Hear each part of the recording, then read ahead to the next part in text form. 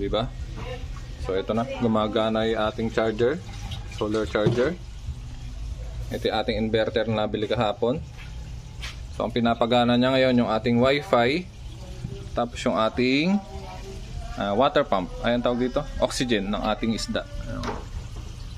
Diba? Hindi ka naman mo problema sa bill ng kuryente ng wifi mo, tsaka sa bill ng iyong water pump, kasi naka-solar ka na. Mga sir, unbox natin itong binili kong solar charger para hindi na tayo gagamit ng manual charger. Para hindi tayo gagamit ng gano'n. Kabilad lang sa araw, matcha-charge na yung ating mga baterya. Sa gabi, pwede na nating gamitin. Or kahit umaga, basta fully charged na yung battery.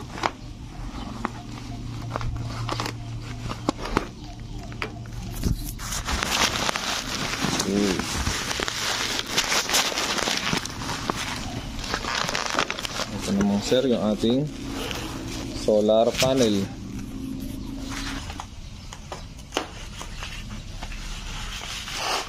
Yung ating solar panel. Sana.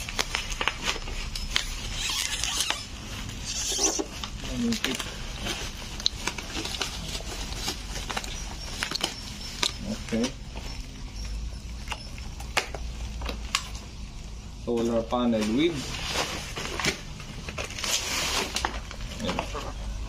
Solar panel with solar charger controller, SCC.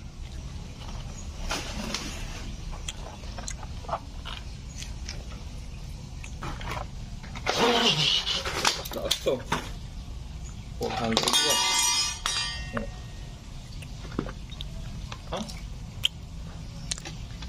Ang problema, wala pala siyang libreng wire, ano?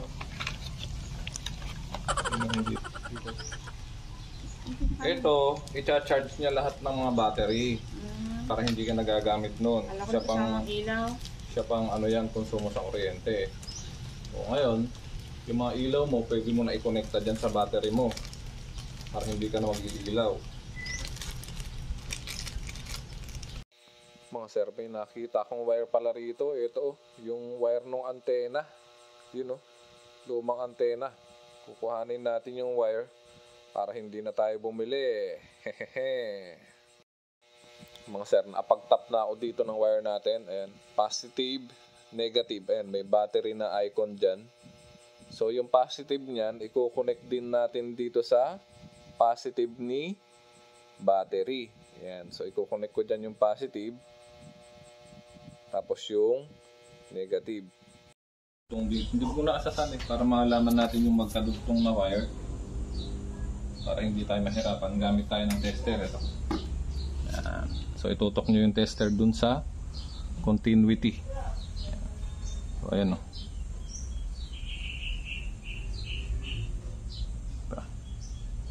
Teka, hirap nang walang tagahawak ka.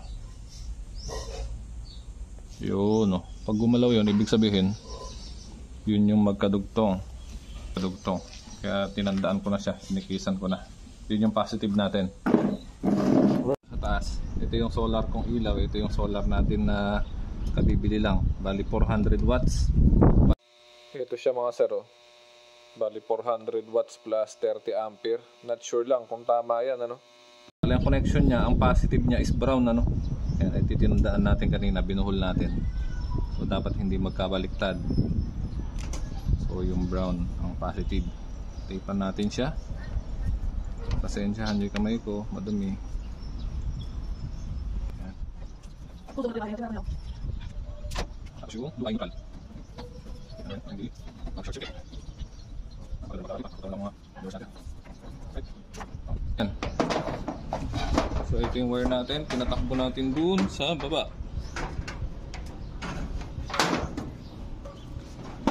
Bali, pinix ko na dito tong ano.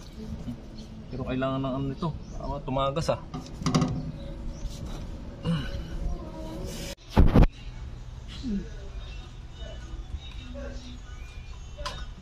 Sir, so ito yung galing sa taas. Ito yung tinandaan natin, no? Ano? Yung may tali is the positive. So doon mo siya ilalagay sa positive. Ayun, no? Lapit mo pa. Yan. So dyan mo dan siya dapat ilalagay. Huwag mong pagbabalik ta rin.